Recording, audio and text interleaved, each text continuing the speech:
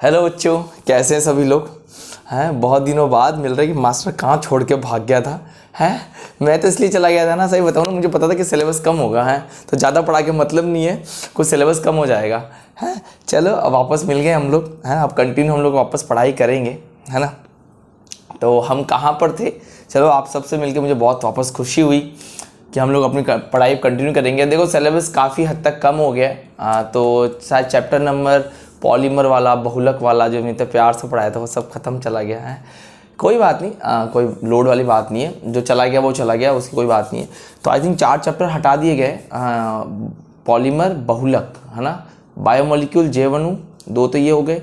एक 17 chapter, last chapter था ना दैनिक जीवन में रसायन, है ना, जनरल एवरीडे लाइफ में जो केमिस्ट्री काम में लाती है वो ख़त्म कर दिया। और एक आई थिंक मेटलर्जी वाला, धातुकर्म वाला चैप्टर हटा दिया। तो टोटल 4 चैप्टर हटाए, बाकी सब में थोड़ा थोड़ा कम कर दिया। ठीक है, चलो मैं आपको चैप्टर नंबर 10 पढ़ा रहा था, तो वो ही हम कंटिन्यू करते हैं एक बार। आपको याद होगा कि हम क्या पढ़ रहे थे चैप्टर नंबर 10 में। हेलोजन वाला जो चैप्टर था उसकी हम बात कर रहे थे। तो बनाने की विधियाँ, प्रिपरेशन ऑफ मेथड हम लोग शायद पढ़ चुके थे। अब हम उसके साथ केमिकल प्रॉपर्टीज़ पढ़ रहे थे। हाँ, तो केमिकल प्रॉपर्टीज़ में 4 या 5 प्रॉपर्टी मैंने आपको पढ़ा दी। जो भी नेक्स्ट है हम उसकी बात करेंगे। ठीक है, तो आई थिंक मैं चेक कर लेता हूँ कि एक बार हम कितनी पढ़ चुके हैं। चलो ठीक है, जितनी जो भी नंबर हो नंबर नेक्स्ट लगा लेना। ठीक है, तो देखो जो अगला है वो अगला है ईथर का निर्माण। ईथर का निर्माण, फॉर्मेशन ऑफ ईथर।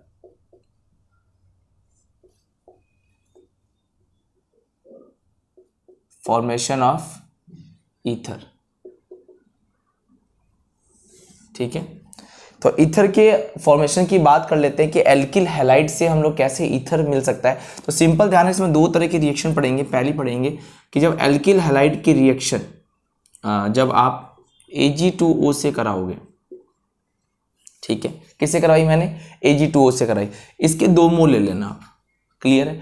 जैसे तुम Ag2O से रिएक्शन करवाओगे, अब एक बात ध्यान रखना, सबको मैंने कई बार बता रखा है कि जो Ag होती है ना, इसका भैया एक ही काम होती है, हेलोजन को ले जाती है। तो कितनी Ag है? 2 Ag, दोनों X को ले जाएगी और ये ऑक्सीजन इन दोनों R के बीच में आ जाएगी। तो देखो क्या हुआ, ये Ag दोनों X को बाहर लेके चली गई, तो क्या बाहर निकल गया? AgX बाहर निकल गया और ये ऑक्सीजन यहाँ आ गई। तो बताओ यहाँ पर अगर देखा जाए क्या बन जाएगा? ROR+2AgX। सिंपल सी रिएक्शन है ना, कर सकते हो आराम से, कोई दिक्कत वाली बात नहीं। जैसे एग्जांपल देख लो, अगर इसका एग्जांपल अगर आपको मैं करवाऊं तो ये कर सकते हो आप।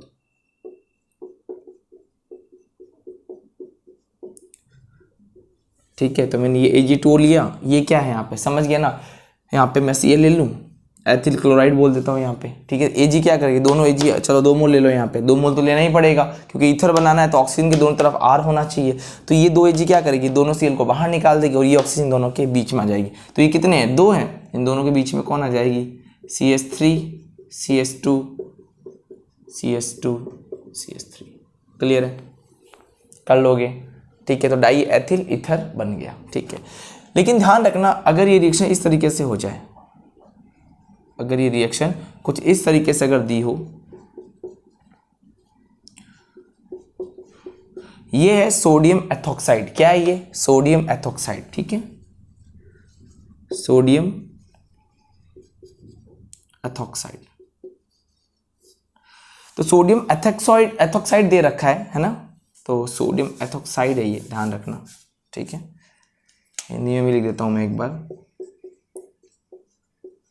Sodium ethoxide. क्लियर?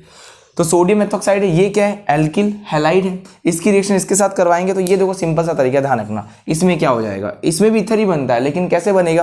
देखो ये सोडियम से X को बाहर निकाल देगा और ये R इनके साथ जुड़ जाएगा। देखो क्या बन गया? ROC2H5। देख रहे हो क्या बन गया? ईथर। अगर तुम यहाँ पे R की जगह ये ले लेते, मान लो C2H5X ले लेते हैं। ठीक है, और यहाँ पर लेते तुम NaOC2H5। अब ऐसा जरूरी नहीं कि तुम यहाँ पे C2H5 ही लो, यहाँ पे तुम कोई भी एल्किल ग्रुप ले सकते हो, सोडियम एल्कोक्साइड ले सकते हो, कोई भी एल्किल ग्रुप ले सकते हो। ठीक है, अब इसे तुम रिएक्शन कराओगे तो ये क्या करेगा? इस X को बाहर निकाल देगा और ये C2H5 ऑक्सीजन साथ में जुड़ जाएगा, C2H5O C2H5। ध्यान रखना जब इससे तुम ईथर बनाते हो, ये क्या बन रहा है, ईथर बन रहा है, क्लियर है, ठीक है। तो इस रिएक्शन का नाम हो जाता है विलियमसन संश्लेषण, विलियमसन रिएक्शन हो जाती है, ध्यान रखना। क्लियर है यहाँ तक, नोट करो, क्लियर है यहाँ तक। तो रिएक्शन का नाम याद रखना विलियमसन्स, है ना, ये है विलियमसन्स ईथर संश्लेषण। ध्यान रखना इसका नाम होता है विलियमसन ईथर सिंथेसिस, ठीक है। विलियमसन ईथर संश्लेषित रिएक्शन का नाम होता है, थोड़ा सा आइडिया रखना। ये नहीं होगी, ये होगी। जब ये ले लोगे तो इसको क्या बोलेंगे, विलियमसन ईथर संश्लेषण, ठीक है। दोनों ईथर बना लिया हम लोगों ने। क्लियर है यहाँ तक सभी को, ठीक है। चलो अब ईथर के बाद इसके अंदर बनाएंगे एस्टर। आ रहा है समझ में, सिंपल सा है, बहुत दिनों बाद मिल रहे हैं ना, है, आ जाएगा धीरे धीरे। चलो तो इसके शुरुआत के मैंने पार्ट वैसे डाल दिए थे, 3 या 4 पार्ट मैंने पहले डाल दिए थे, 4 पार्ट डाल दिए थे शायद, है ना, ये 5वां पार्ट हो सकता है इसका। हो गया यहाँ तक, आगे बढ़ जाओ। चलो अब ईथर के बाद बनाएंगे एस्टर। कि एस्टर कैसे बना सकते हैं, ये तो ईथर की फॉर्मेशन हो गई, या तो Ag2 ले लो या फिर सोडियम एथोक्साइड ले लो या सोडियम एल्कोक्साइड ले लो, कुछ भी बोल दो, ठीक है। मिटा रहा हूँ मैं इसको। तो यहाँ तक आपको समझ में आ गया होगा।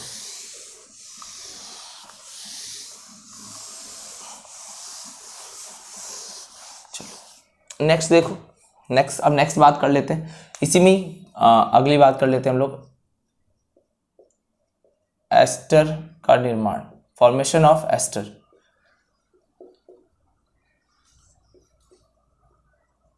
फॉर्मेशन ऑफ एस्टर, ठीक है।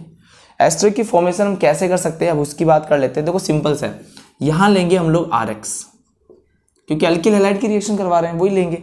और यहां पे हम लेंगे सिल्वर सॉल्ट लेंगे, ये लेंगे, क्या है ये, सिल्वर सॉल्ट। याद है हुंस-डिक का रिएक्शन में पढ़ते हैं इसको, सिल्वर लवण बोलते हैं इसको। देखो इसकी रिएक्शन में क्या होता है, वही वाली बात। अब तुम्हें Ag दिख गया, बताओ Ag क्या काम करेगा, X को बाहर निकालेगा और यहाँ पर R जुड़ जाएगा, तो क्या बन जाएगा, देखो RCOOR प्लस AgX। इसको तुम ऐसे लिख सकते हो, RC डबल बॉन्ड OR। हो गया। एग्जाम्पल देख लो, जैसे C2H5X प्लस, चलो यहाँ पे भी मैं यही लिख देता हूँ, चलो यहाँ कुछ भी लिख दो ना एक बार, तो RCOOAg और यहाँ पर मैं Cl ले लेता हूँ। क्लियर है। देखो Ag किसको बाहर निकालेगा, Cl को। AgCl बाहर चला गया और C2H5 यहाँ पे जोड़ दो, क्या बन गया, RCOOC2H5 प्लस क्या बन गया, AgCl। क्लियर है यहाँ तक सभी को, ठीक है। कर लोगे आराम से, कोई दिक्कत वाली बात नहीं है ना, आसान सा है ना, बिल्कुल। तो ध्यान से कर लेना, है ना। तो 2 रिएक्शन हमने पढ़ लिए, अभी खत्म कर लिए। अब नेक्स्ट रिएक्शन के बाद बात करते हैं हम लोग। सिंपल सा Ag ध्यान है, जहां पे भी Ag दिख जाए वो X को बाहर निकालती है, बस ये ध्यान रख लेना, बस फिर सिंपल हो गया। यहाँ तक हटा दूं मैं इसको। चलो एस्टर के बाद बात करते हैं एमिनो के फॉर्मेशन की। अब देखो एमिनो का निर्माण, formation of amine, formation of amines की, ठीक है। एमिनो के निर्माण की बात करते हैं, लिख लेना एमिनो का निर्माण। देखो एमिनो का निर्माण कैसे होता है, देखो करते हैं क्या, हम लेते हैं मेथिल क्लोराइड CH3Cl की रिएक्शन करवाते हैं हम लोग अमोनिया के साथ, करवा लिए। अब देखो जब इन दोनों की रिएक्शन होती है तो होता क्या है, सिंपल सा ध्यान रखना, ये अमोनिया का जो H होता है ना, H, ये Cl ले जाता था, HCl बाहर चला गया तो CH3 इसके साथ लग जाएगा, क्या बन गया, देखो CH3NH2 प्लस HCl बाहर चला गया। अभी भी एक बात ध्यान रखना, इस नाइट्रोजन के बाद जितनी भी हाइड्रोजन होगी ना वो Cl ले जा सकती है, ठीक है। तो एक बार ये और इससे रिएक्शन करती है, तो ये क्या है, मेथिल क्लोराइड,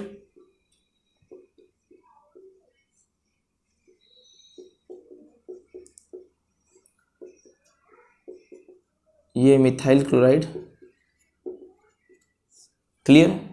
ये मिथाइल क्लोराइड क्या करता है, वापस से इससे रिएक्शन करता है, तो वापस ये क्या बन गया, देखो ध्यान रखना, नाइट्रोजन जितने कार्बन जुड़ेगी वो उसकी डिग्री कहलाते हैं। तो ये क्या बना 1 डिग्री एमाइन या 1 डिग्री एमीन बन गया। ठीक है, अब ये 1 डिग्री एमीन वापस से क्या करता है, वो रिएक्शन कर सकता है किससे, CH3Cl से। फिर से क्या होगा, ये HCl यहाँ से बाहर चलेगा और CH3 यहाँ जुड़ जाएगा। तो क्या बन गया देखो यहाँ पे CH3NH CH3 प्लस HCl। यहाँ क्या है ये 2 डिग्री एमीन। समझ रहे हो आराम से। ठीक है, अब ये इसके पास एक और H है तो फिर एक बार और इस CH3Cl से रिएक्शन कर सकता है। देखो तो ये तो ये प्रोसेस ध्यान में रेगुलर चल रहा है, इसके बाद ये रेगुलर चल रहा है, ये एक ही रिएक्शन है पूरी, ध्यान रखना। चलो इस पूरी को मैं ये बोल देता हूँ, ज़्यादा सही रहेगा। ये पूरी एक ही रिएक्शन, ध्यान रखना। अब वापस से क्या ले लेंगे हम लोग, CH3NH CH3 प्लस CH3Cl। अब देखो ये H क्या करेगा, Cl को फिर से बाहर निकाल देगा और CH3 फिर से जुड़ जाएगा। क्या बन जाएगा ये CH3N CH3 और CH3, क्या बन गया HCl। ठीक है, ये बनता है 3 डिग्री एमीन। लेकिन अब ध्यान रखना थोड़ा सा, अब यहां से रिएक्शन एक बार और हो सकती है कि सर अब H तो है ही नहीं, अरे H नहीं क्या पता, लेकिन नाइट्रोजन के पास में क्या होता है, लोन पेयर होता है। ठीक है, अब क्या होता है, एक बार फिर से रिएक्शन हो सकती है। अब यही तुम्हें प्रोसेस पता होना चाहिए।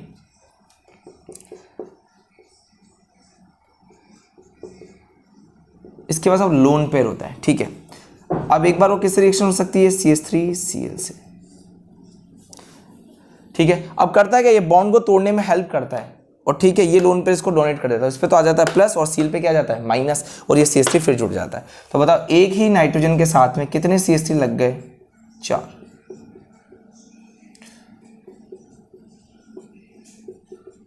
और इस पे लग गया प्लस और इसके साथ में क्या आएगा Cl माइनस।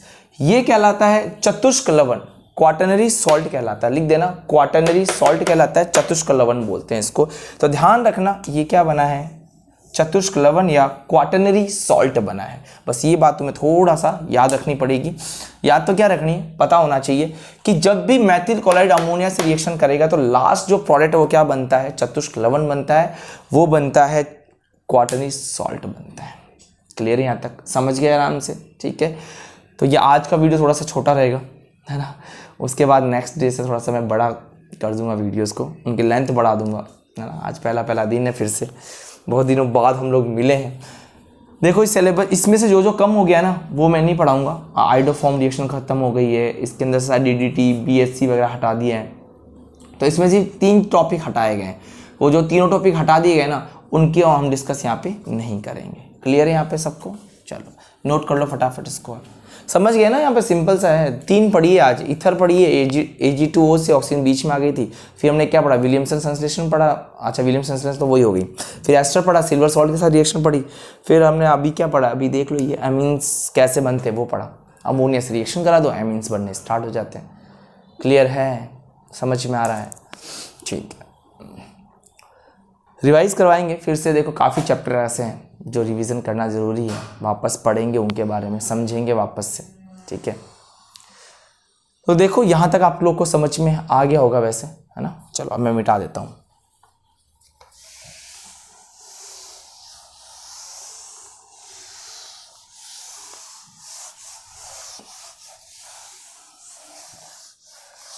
देखो अपने सिलेबस से इसमें से क्या क्या हटा दिया है मैं आपको बता देता हूँ। इस चैप्टर नंबर 10 से जो हटाया है, चैप्टर नंबर 10 से जो हटाया है वो लिख लो ताकि वो हम नहीं पढ़े बार बार। एक हटाया है ट्राईक्लोरोमेथेन के बारे में से हटा दिया है, ट्राईक्लोरोमेथेन। ठीक है,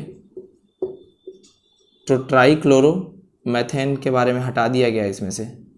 दूसरा आइडोफॉर्म रिएक्शन हटा दी है, पता नहीं क्यों हटाई, सबसे फेमस रिएक्शन मानी जाती है।